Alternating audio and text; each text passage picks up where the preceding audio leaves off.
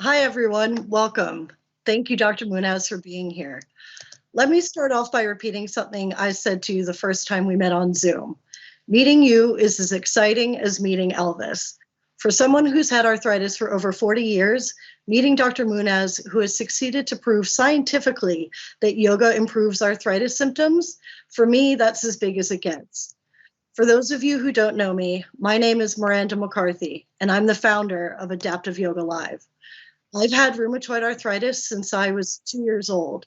My disease is particularly aggressive, and I had to have my first joint replacement surgery at age 11. At age 14, I became the youngest recipient of bilateral hip replacements in the United States. That means they replaced both hip joints at the same time. I've gone on to have many more surgeries, and I live with chronic pain from over 30 arthritic joints in my body. Discovering adaptive yoga was a complete game changer for me, not only in terms of improving my symptoms, but giving me something to turn to whenever I need it. Pain is such a personal experience. No one really understands what you're going through but you. It can be very isolating. And there's not much you can do about it unless you want to take heavy drugs, but that was never an option for me because I was just a kid when this all started. I really had nothing to turn to until I discovered yoga. Before I joined an adaptive yoga class in London where I live, I thought yoga was just about movement. I had no idea that I'd learn meditation techniques, breathing exercises, even spiritual practices. And what I soon realized is that no matter how bad I'm feeling, physically, mentally, or emotionally, there's always some form of yoga I can do, and it always makes me feel better. Practicing adaptive yoga allows me space in my day where I can lovingly express self-care through action.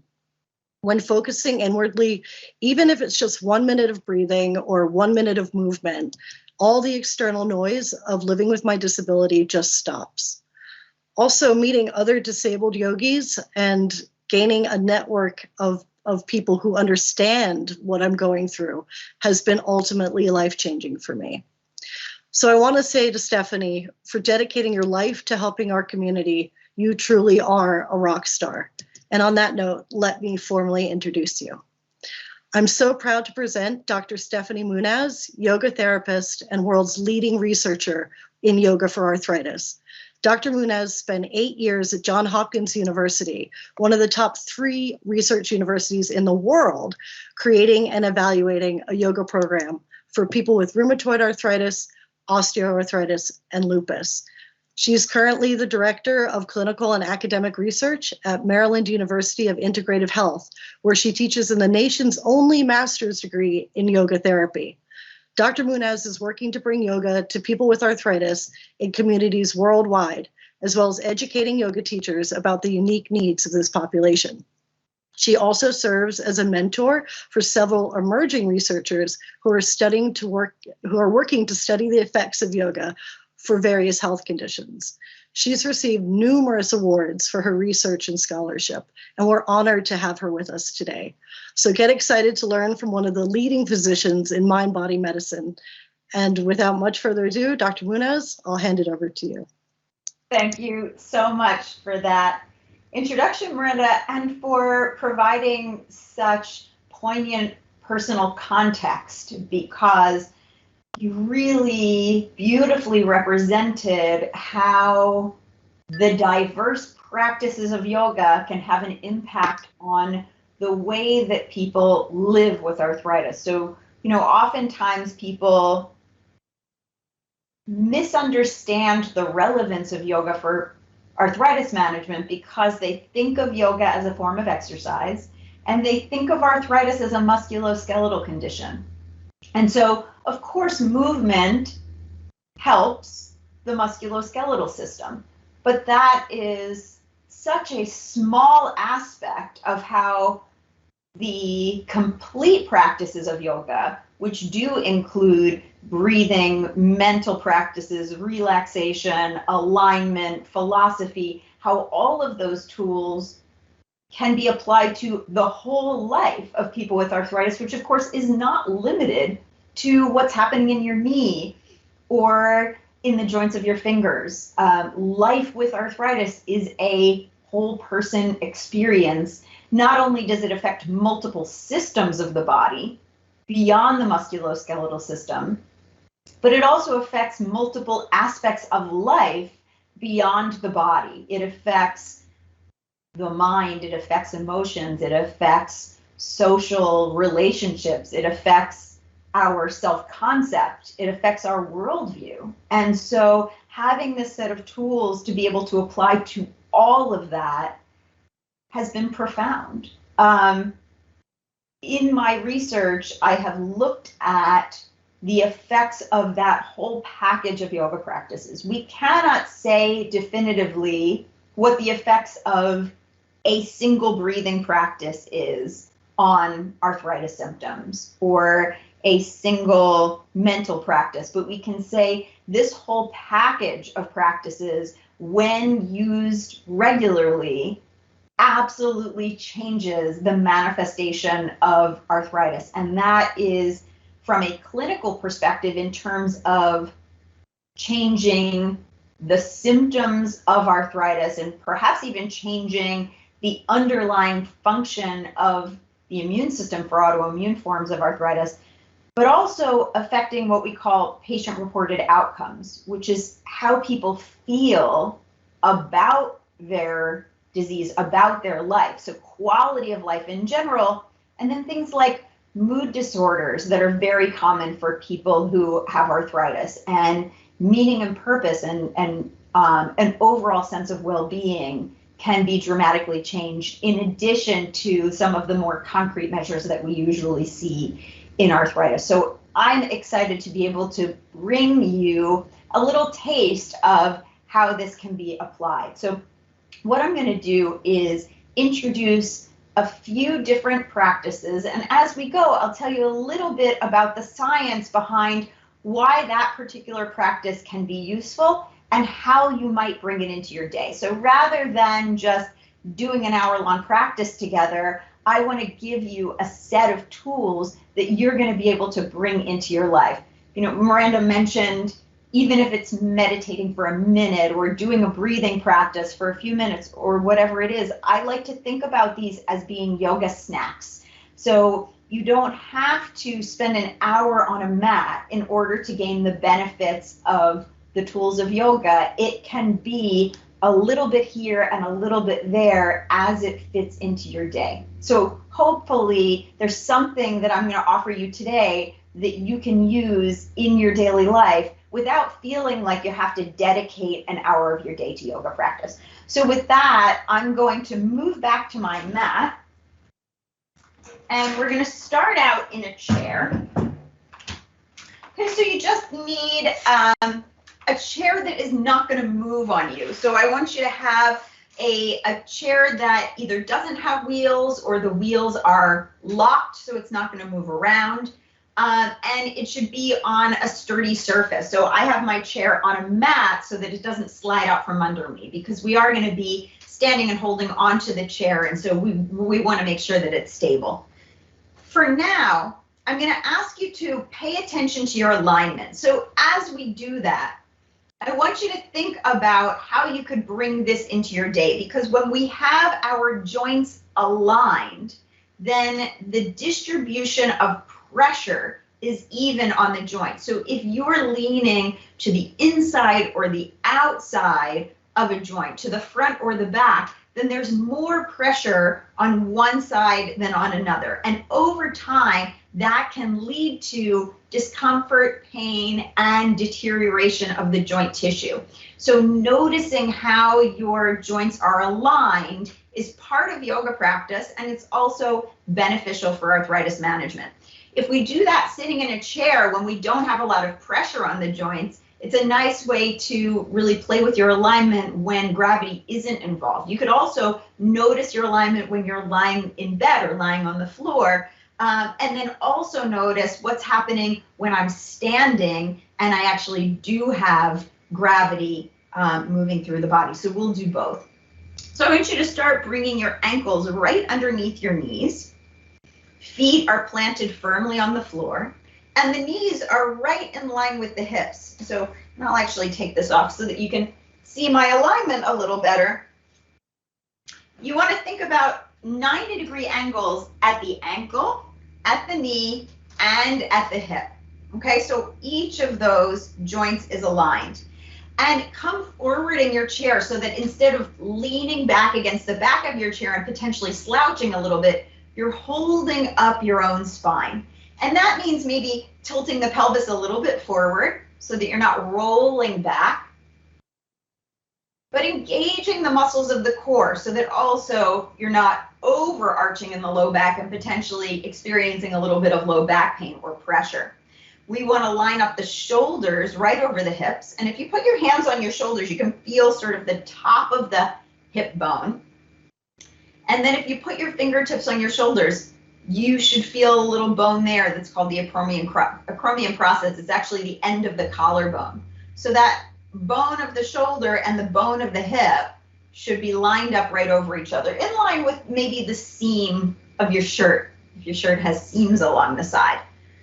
You can think about your shoulder blades sliding down and in along your back. So instead of taking your shoulders forward, which many of us do when we're working on a computer or we're having a conversation, you want to think about your shoulders coming back and down while your spine is long. Over the course of the day, our spine compresses from the weight of gravity. When you wake up, you're actually a little bit taller than you are at the end of the day. But we can counter that by sitting up nice and tall and creating some space in the spine, imagining that those intervertebral discs are expanding a little bit. They're like little sponges. And so we can shrink them down when we slouch, or we can give them space as we lengthen the spine and think about the crown of head lengthening up toward the ceiling.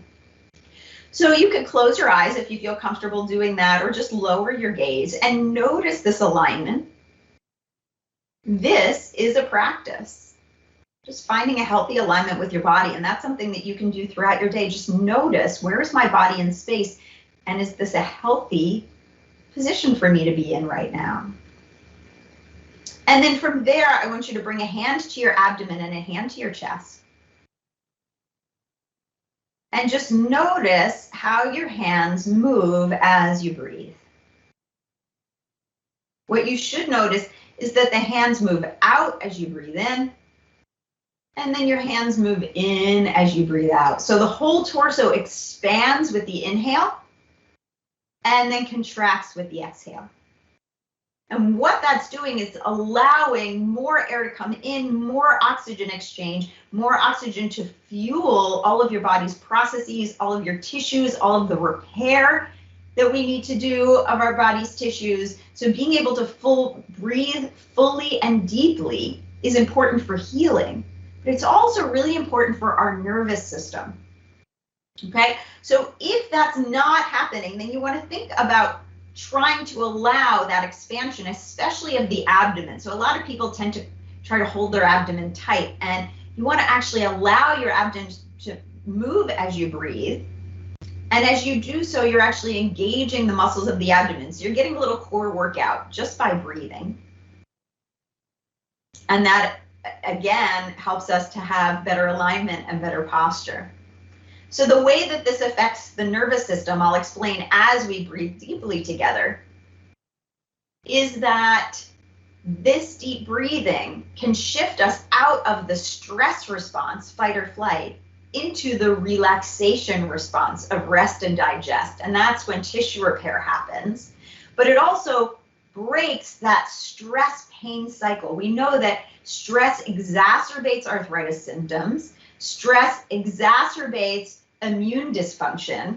And so when we can use the breath to help calm the stress response, then we can intervene on some of those processes. We might be able to reduce the severity of a flare, the duration of a flare, or even maybe prevent a flare by being able to use some of these tools that help to manage our stress. As you breathe, see if you can extend the amount of time that you spend exhaling. So take a deep breath in and then see if you can let it out nice and slow. And you can breathe in through your nose and out through your nose, or if you'd like, you can breathe in through your nose and breathe out through pursed lips like you're blowing through a straw. And that can help us slow down the exhale. So if you take a deep breath in and then breathe out nice and slowly, you might actually feel how your nervous system calms a little bit. You might feel a little bit of a sense of relief or relaxation as you exhale. And that's because the inhale is a little bit engaging and the exhale is a little bit relaxing in terms of our nervous system. Also in terms of our heart rate. Our heart rate slows down a little bit as we exhale, and then it speeds up a little bit as we inhale. So if we spend more time in the exhale, it takes us deeper into that state of calm. From here, we're going to do a little bit of joint mobilization. So I said that movement is not the entirety of yoga, but it's absolutely a part of yoga. And what we're going to do right now can really help with reducing stiffness in the joints. So if you're someone who has an autoimmune form of arthritis and you wake up with morning stiffness that can last several hours and you want to do something to try to reduce the duration of that morning stiffness, or if you're someone who has osteoarthritis perhaps and you notice that you start to feel stiff when you've been still for a long time or if you've done too much activity, we're going to move through a whole body sequence that's going to help to reduce stiffness in all the major joints of your body. So we'll start actually down at our feet, and I want you to start just by wiggling your toes. So sit up nice and tall. Make sure you're using the tools we've talked about already of a healthy posture and full deep breath as you wiggle the toes, and then start to rock front to back on your feet. So you're lifting up your toes and then you're lifting up your heels. And so now we're getting some movement into the ankle, a little bit of loosening of the ankles. And as we do all of these movements, we're kind of sloshing around the synovial fluid to get a little bit of lubrication into the joints. And if you hear some squeaking or some crackling of your joints or of the chair, it's totally fine. You might hear that on my end. And then alternate, so you take one toe up and the other heel, and then we switch. And we alternate between the two, so you'll notice one knee pops up and then the other. And so now we're actually engaging the muscles of the legs, and those leg muscles help to engage the lymphatic system, okay? And that can reduce some of the swelling that sometimes happens in the lower body, especially if we've been sedentary for a while.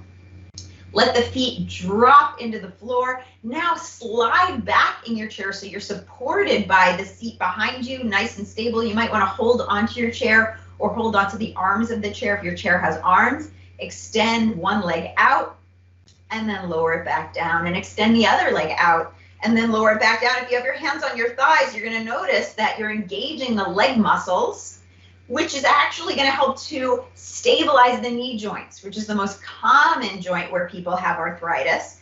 So strengthening the quadriceps muscles can actually help to reduce or extend the amount of time that occurs before joint replacement. So it can delay the need for a knee replacement just by having strong quadriceps muscles. Now, on the next extension, I want you to keep the leg up there, roll the ankle out, still sitting up nice and tall, roll the ankle in, and then lower the leg down. Extend the other leg out, roll the ankle out, and then roll the ankle in, and lower the leg down. If you're feeling adventurous, you can try extending both legs out. If that seems too risky, just repeat one and then the other. Sitting up nice and tall, you can take your hands to your hips, to the arms of your chair, out to the sides, up overhead. If you're feeling stable, you can do a little flying action. And then lower the legs down.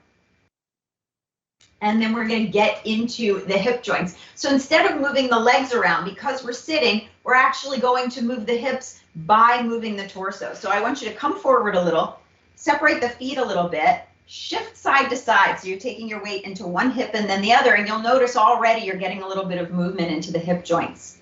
And then from there, imagine that your spine is a big wooden spoon and you're going to make a big circle.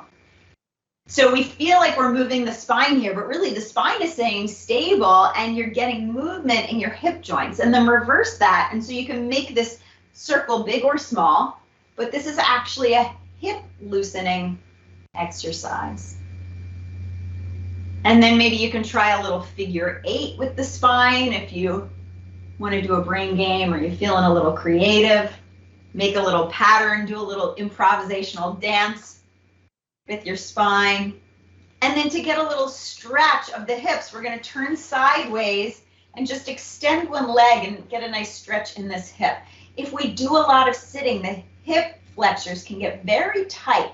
If you're in this position, you want to make sure you're dropping your tailbone down so that you're not overarching in the back and getting compression in the low back.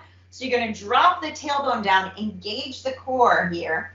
And if your chair has arms and you're unable to turn sideways, then you can do this facing forward. You can slide one knee back. So I know depending on your chair, you might have various options for that. Turn the other way. Let's get a little stretch on the other side.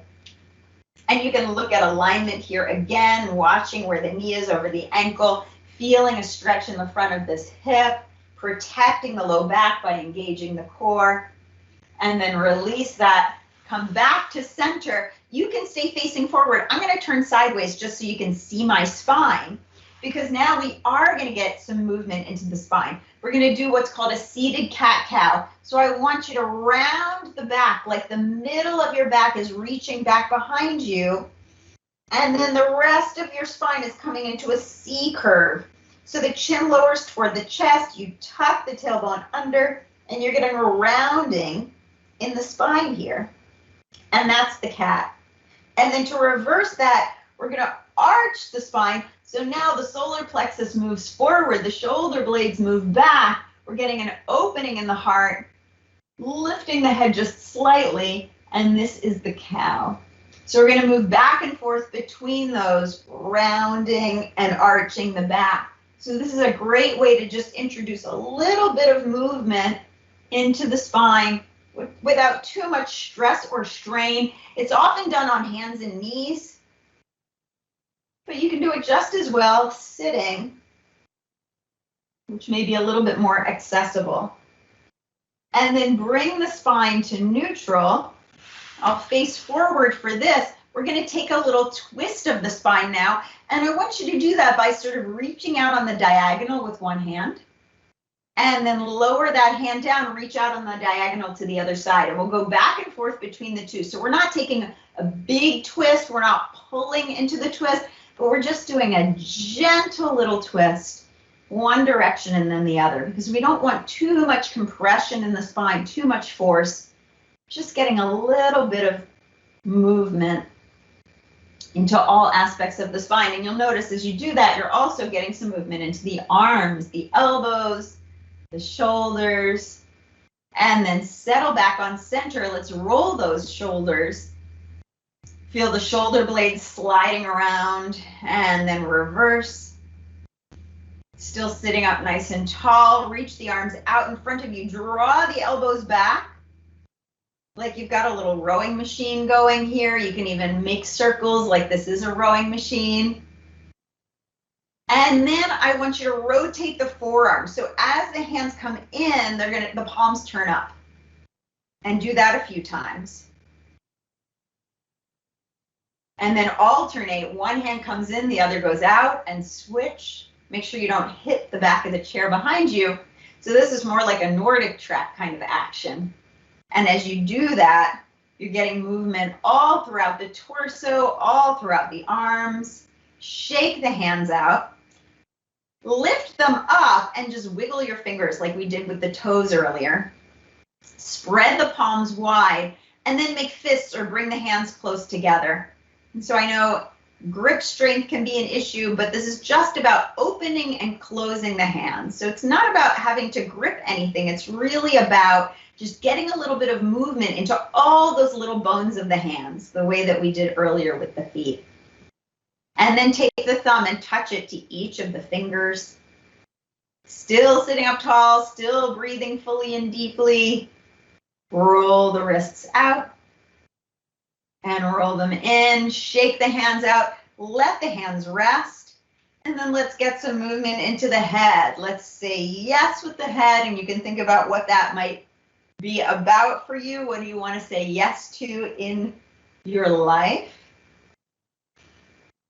And then turn side to side. What do you want to let go of or release? What boundaries do you want to set? And then come back to center. And then tilt the head to one side. Let the ear lower toward the shoulder. Keep the shoulders relaxed. We're going to stay here for a moment and just get a stretch in the side of the neck.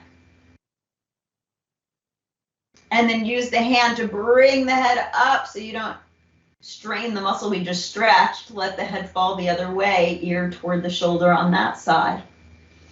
Breathe into that stretch. And then lift the head back up to center. Do a little bobblehead action. And then here, close your eyes or lower your gaze for a moment and notice how you feel after moving the whole body. That was a pretty short sequence. We moved the entire body, all the major joints, all the major muscles.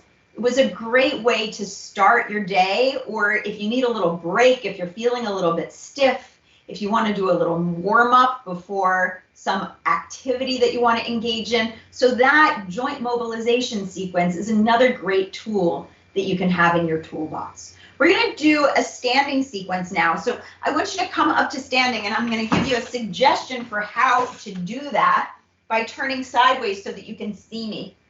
So we want to make sure that all of the activities we do are non-harming. Ahimsa, or non-harming, is a tenet of yoga philosophy. So we don't want to do anything that harms us or that harms anybody else. So certainly we don't want to hurt ourselves getting up from sitting during our yoga practice. So ideally, you can work toward standing up on your own without assistance, okay? Because that's a major life skill. If you think about all of the times in your day that you need to be able to get up from sitting, if you want to be able to live independently for a long time, it's important to have the strength for that. And one way you can build that strength is by using momentum, rocking back and forth, taking the weight into your feet, and using the breath. So as you move forward, exhale. Inhale back, exhale forward. Inhale back, exhale forward. And that can even be a forceful exhale, like a ha. And on one of those movements, take the weight all the way into your feet, and ideally stand up from there. Now, if that's too challenging, too much muscular effort, another strategy you can use is to turn sideways in your chair, put your hands on the back of the chair, and use your hands to assist you to bring yourself up to standing. Another strategy you can use is the wall. So you can be sitting in your chair, put a little bit of weight on the wall in order to press yourself up to standing. So what you want to make sure of is that you're doing it in a way that uses the major muscles of your legs to get you up to standing. Now, once we're there, you can face me. I'm going to face sideways again so you can see me. Let's find that alignment again, but standing now. So we have the ankles lined up with the knees, lined up with the hips, lined up with the shoulders. We want to make sure that we're not locking the knees back, but there's a little micro bend at the knees, which is going to help to stabilize the knees by building all of those small muscles that help to support the knee joint. We don't want to be gripping the ankles or the tops of the feet, but let the feet drop into the floor, imagining that you're growing roots through your feet into the earth. Drop the tailbone down, create space between the ribs and the hips. So feel your spine getting longer. Roll the shoulders back and down. Let your arms relax at your sides. Notice if your chin is jutting forward and draw it back. That's really common for a lot of us to have our chin jutting forward, and then lengthen the crown of head up toward the ceiling. Now you can close your eyes here or lower your gaze just to bring your awareness inward and notice this posture, notice this alignment, and consider this to be something that you can practice throughout your day as well. If you're waiting in line, if you're on a phone call, you can practice lining up your joints and standing in what we call mountain pose. We're now going to do a standing sequence that I think is really great if you don't have a lot of time and you want to do a whole body yoga practice. So having your chair out in front of you, you're going to place your hands on your chair and then bring your hands to the heart. On an inhale, reach the arms up, take a gentle arch back, and then hinge at the hips and fold forward. don't want to take the heart too much lower than the hips, especially if you have high blood pressure. But take one leg back and just come into a lunge on this side. It's fine if the heel is off the floor. It's fine if the back knee is bent, but you want to pay attention that the front knee is not past the ankle. So you don't want a really shallow stance where this knee is over the ankle. This is your lunge, and you should feel a stretch in that hip just like we did when we were seated earlier. From here, step the front foot back, come into downward dog. So you can have your arms fully extended if that's available to you. You're reaching your tailbone back. It's not important how low you go. So if this is a lot for your shoulders and you want to be up a little bit higher, that's absolutely fine. And then we're going to step forward, arch back, open the heart, and back again. From here, step forward into a lunge on the other side. So now we're stretching the other hip, shoulders back and down. Step the back leg forward, fold over. Reach the arms out and up, arch back, and then bring the hands to the heart. So that's the whole sequence. That is a sun salutation sequence. We're going to do it again, but we'll coordinate it with the breath. So standing here, hands on the heart, inhale, arms up. Exhale, fold forward, hands to the chair. Inhale, step back into a lunge. Exhale, step the front foot back, downward dog. Inhale, step forward, take a gentle arch back. Exhale, step back into downward dog. Inhale, step forward, lunge on the other side. Exhale, step forward, hang over. Inhale, reach up, arch back. Exhale, take the hands to the heart. We'll do that one more time. Inhale, up. Exhale, fold. Inhale, step back. Exhale, down dog. Inhale, arch. Exhale, back. Inhale, lunge. Exhale, fold. Inhale, arms up. Exhale, hands to the heart. Find your mountain pose here. And again, you can close the eyes or lower the gaze and just notice how the body feels after that movement sequence. Do you feel a little energized, a little warmer? Do you feel a little more grounded? Do you feel a little lightheaded? Another important tool in the yoga toolbox is paying attention to the body without judgment. So it's okay if that sequence made you a little bit sore because you're using muscles that you haven't used.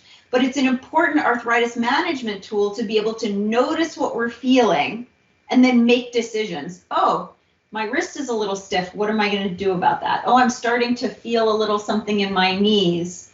Maybe I need to rest. So being able to pay attention to the body without getting wrapped up in story or worry about it is another one of the philosophical tools of yoga practice that's really relevant to life with arthritis. We'll do one more standing practice, and then we'll come back into the chair for something. So we're going to do a balancing pose. This is called tree pose, and I want you to have your chair nearby to hold onto in order to stay safe and stable. So you're going to shift your weight side to side and just notice how much your whole body moves as you shift your weight from one side to the other. In order to balance, we have to have our center of gravity over wherever we're balancing. Okay, so if you're on 2 feet, you ideally want your center of gravity right in between those 2 feet. But if you're on 1 foot, your center of gravity has to move over. Okay, so that's what we're practicing here. If I'm going to balance on this foot, I need to shift my weight over so that my center is over that foot. Okay, so shifting the weight over, you want to make sure that you're not sinking into this hip, but you create length and space in that hip joint in order to stay stable and balanced without compression. From here, rotate the other foot out like a little kickstand. You're going to bring it against the inside of the supporting leg. Now, you can keep it here like a kickstand or a buttress to a building. You could also choose to lift the leg a little bit higher and have the foot rest on the inside of the opposite leg. What you don't want to do is bring the foot against the knee joint, because then that's putting a lot of pressure on the knee joint. So you want to keep it a little bit lower than that. Rotating this leg out as much as is comfortable for you. Again, not sinking into that hip, but creating space there. Shoulders back and down. This may be your tree pose. You want to find something to focus on visually that's in front of you, and make sure that you're still breathing. Sometimes when we do something challenging, we stop breathing, which does not help us do it. In fact, it makes it more difficult. And if you'd like, you can play with lifting your hand off the chair, maybe bringing that hand to the hip. You could also play around with other positions for the hands, fingertips to shoulders, cactus arms, take the arms up overhead, keeping the shoulders relaxed so we don't want to crunch our shoulders as we do that. So whatever position feels good for you. And you might think, well, what does this have to do with arthritis management? And then lower that leg and shift side to side. Of course, I'm going to tell you. So for one, when we have better balance, then we're less likely to get hurt. We're less likely to fall, less likely to get injured. We're also less likely to be afraid of getting hurt, injured, falling. And when we're less afraid, then we're actually more secure and more stable in our movement and our activities, which is important. But beyond that, I think there's a beautiful metaphor here about how we balance. So as we do it on the other side, I want you to think about this, and I'll explain as we go. So we shift side to side. We find ourselves situated on this one side, creating space, rotating out, bringing the foot to wherever feels comfortable for you. Standing up nice and tall. And as you play with this, I want you to notice how much you move in this position. Okay, so as we balance, the way we balance is by making constant adjustments. Okay, so we're feeling what's happening in the sole of the foot, and our weight is shifting all around there. So even when I am successfully balancing and I'm appearing to stay in one position, I'm actually making a whole lot of adjustments subconsciously without even having to think about it. My body just knows to do that. And that actually really applies to life with a chronic condition. We are constantly making adjustments just to stay steady. And so some of those adjustments, if we get way off kilter, have to be very big to bring us back. But if we notice right away, then we make the tiny little adjustments in order to stay on center. And that keeps us much more stable. And when you're ready, lower that leg, shift the weight side to side. Let's shake the legs out. Okay, and then we're going to come back to sitting. Now, you have a choice. You can come down to the floor if you feel comfortable getting down to the floor, and I'm going to actually give you some guidance on doing that, or you can sit in a chair. So I'll give you both options. If you want to come down to the floor, what I would suggest is turning your chair so that it's facing you, and I'm actually going to grab a little pillow because I suggest this for the knees because it can make it a lot more comfortable. So what you're going to do is take the hands to the chair by bending the knees. You're going to step 1 foot forward and then lower the knee down onto the pillow. And then from here, shift your weight to the side so that you're sitting down on the floor. Okay? So that's an option for those of you who feel comfortable coming down to the floor. What I'm going to do instead is stay sitting in the chair, but I'm actually going to grab another chair so that I can extend my legs. Okay? So what I'm going to do here is sit in one chair, and you can use a stool, you can use an ottoman, you can use a sofa, whatever you have available. You're going to bring your feet out in front of you. So it can be on the bottom, it can be up higher, whatever you have room for. It's fine if your knees are bent. It's fine if they're straight. What you want to make sure of, though, is that you're not rounding in the low back as you do this, right? So in order to sit up tall, you may need to bend your knees, and that is absolutely fine. So this is a little bit of a stretch of the hamstring muscles here, sitting up nice and tall. This may be your stretch. You may want to stay here. You can hold onto the chair, sit up nice and tall, breathe fully and deeply. And if you have room, you can start to inch forward a little bit. Maybe take your hands to your thighs. Maybe walk the hands down a little bit. Still keeping some length in the spine, so you don't want to round here, but keep a nice long spine as you fold. And you might find that as you stay here and as you breathe, things start to shift. The muscles relax. You can go a little bit deeper. And that's another lesson, that sometimes if we just get still, then things will shift.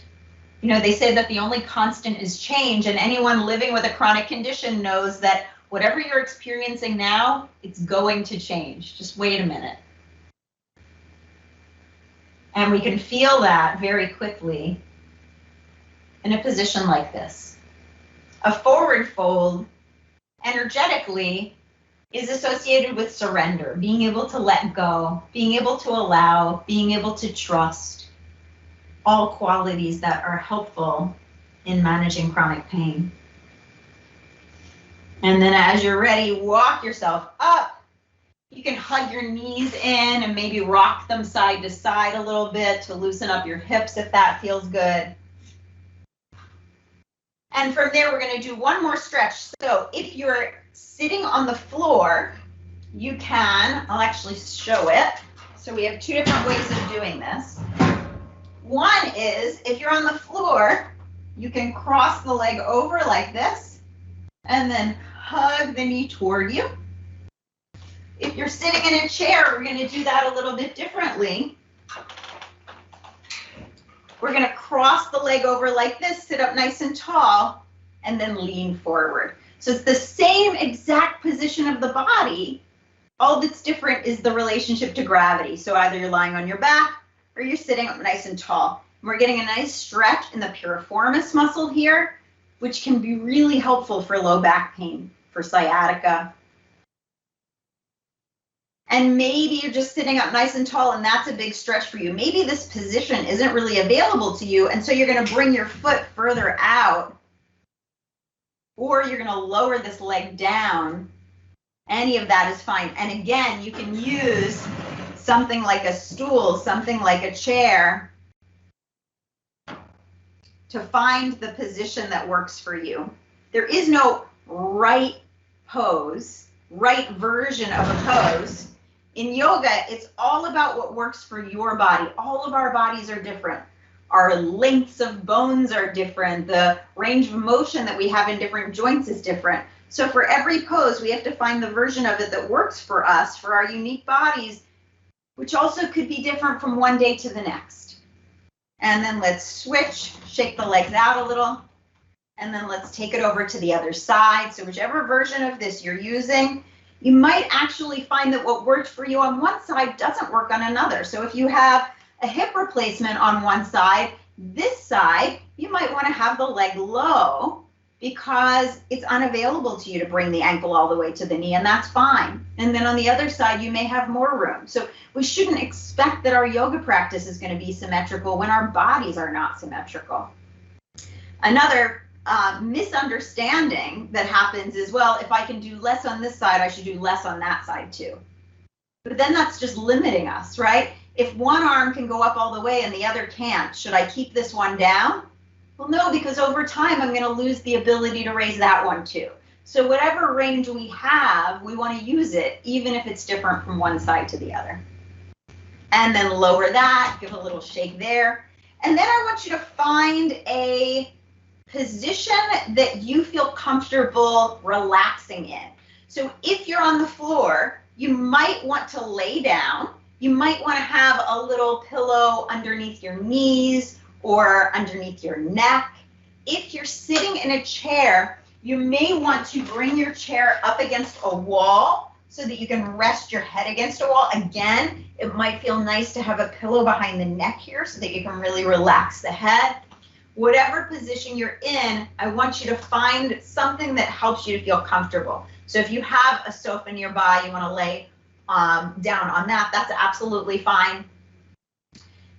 If you're in a chair, I do want you to come against the back of the chair now so that you're not holding up your own spine, but you're able to relax into the back of the chair. And we're just going to take a few minutes to do a progressive relaxation. This, again, can help to release unnecessary tension in the body. So we know that sometimes when we're feeling pain or discomfort in a joint, the muscles tense up in order to protect us, which is a really important mechanism that we have, but it can also increase pain. It can also make it difficult to relax. It may interfere with sleep. And so being able to intentionally relax your body when you know that it's a safe situation to do so is a useful skill for pain management. So in this position, feel free to close your eyes or lower your gaze. And I want you to bring your awareness to the tips of your toes and allow them to soften. Just try to let go of any tension that you might be feeling in your toes. And imagine a wave of relaxation that moves from the toes to the balls of the feet, the arches, the heels, and the ankles. Your feet are completely relaxed. So if you're sitting in a chair, feel the weight of your feet dropping into the floor. If you're lying down, maybe your feet are flopped open. Just let go of the feet. Feel the relaxation move up to the shins, the calves, the knees. Relax the thighs and the hips. The legs are relaxed.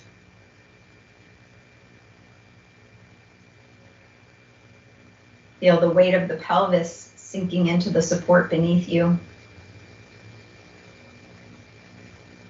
Relax the abdominal muscles and organs, the low back, the sides of the waist. Feel the relaxation move up to the low ribs, the digestive organs, the heart and lungs. All the muscles around the rib cage soften. The shoulder blades, the collarbones, the whole torso is relaxed.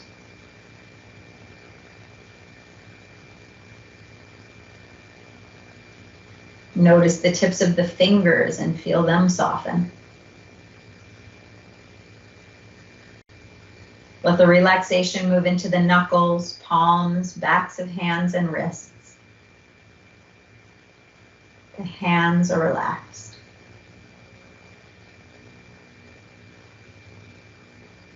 Soften the forearms, the elbows, the upper arms and shoulders. Let the weight of the arms drop into the support beneath them.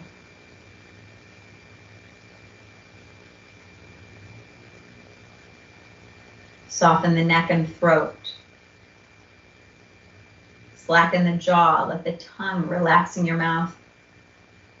Feel the eyeballs sink into their sockets, unfurrow the brow. Relax all the muscles surrounding the skull. The whole head is relaxed. The whole body is relaxed.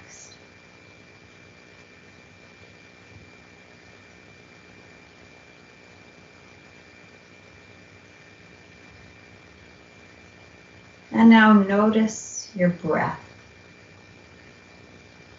Notice the rise and fall, the coming and going, the in and the out.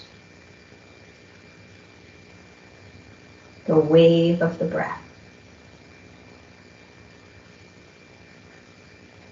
Notice that with each exhale, the body relaxes just a little bit more. Imagine that with each exhale, you're letting go of anything that's not serving you in this moment, anything you're ready to release.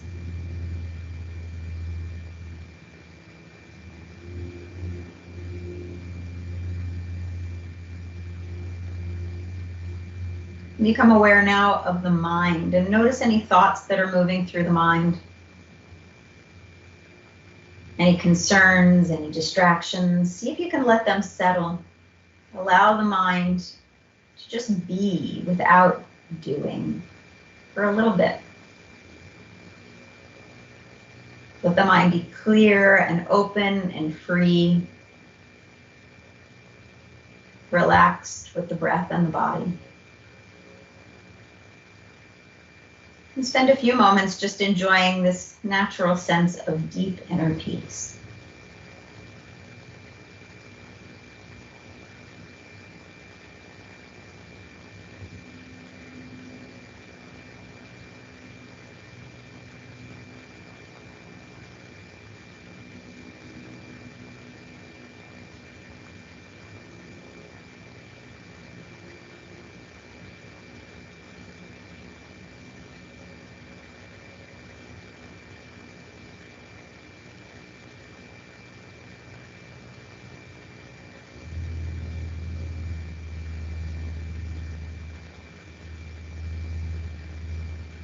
Slowly become aware of the breath again and allow it to deepen, drawing new energy into the body so that you can wiggle the fingers and toes or turn the head side to side. Maybe you stretch overhead, reach, twist, whatever feels good, bringing movement back into the body again.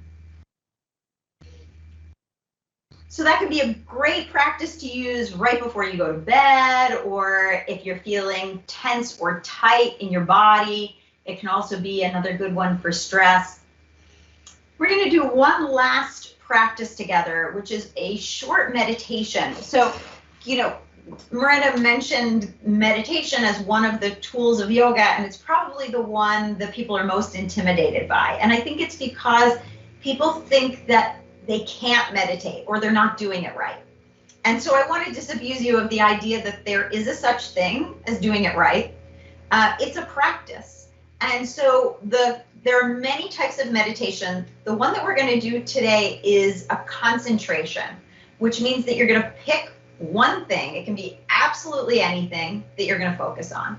Okay. So I have a candle right here. That candle could be the focus of my meditation. I could just focus on that candle.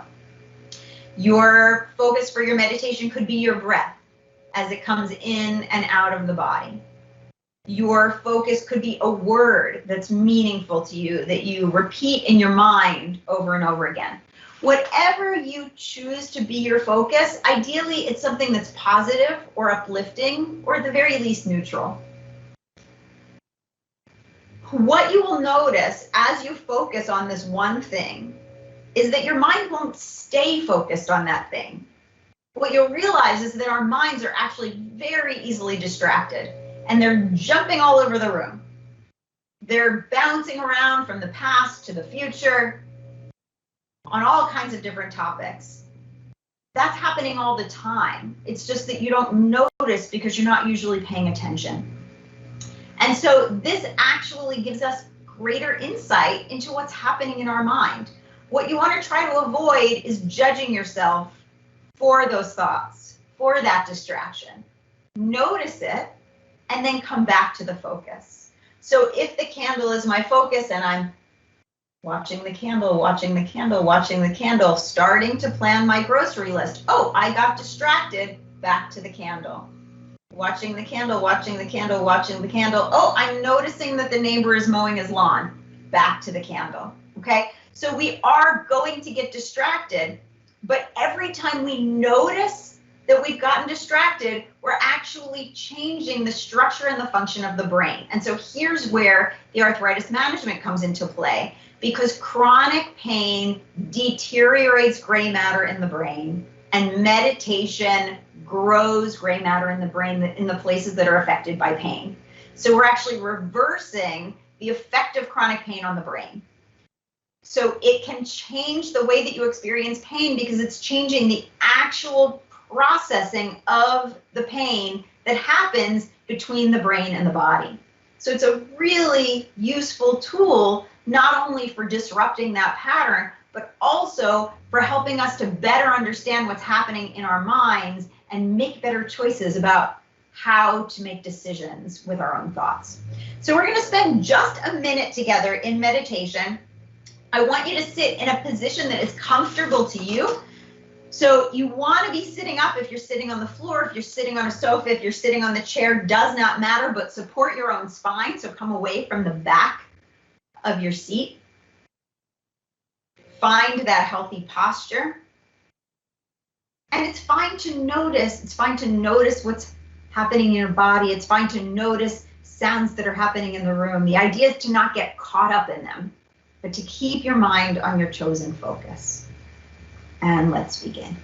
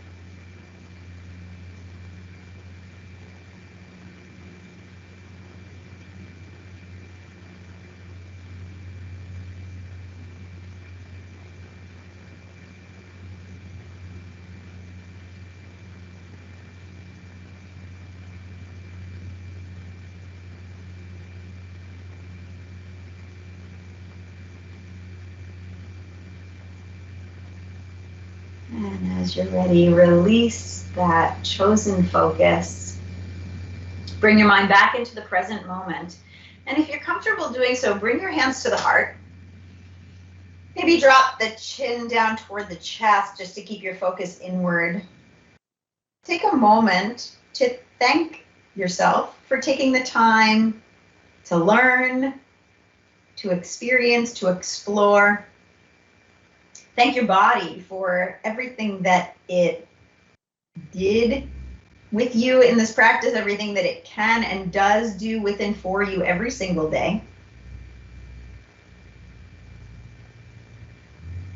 Perhaps take a moment to experience or feel a sense of gratitude for anything that you may have gained out of this that you might be able to take into your life, or anything else that comes to mind that you're grateful for in this moment.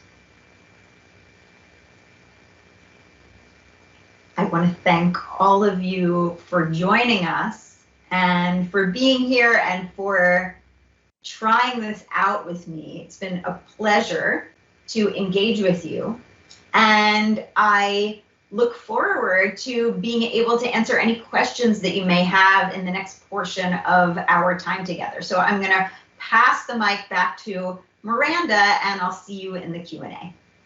Thank you, Dr. Moonaz, so much. That was actually one of the best explanations of meditation that I've heard. It's kind of a tricky one, and that was really well explained.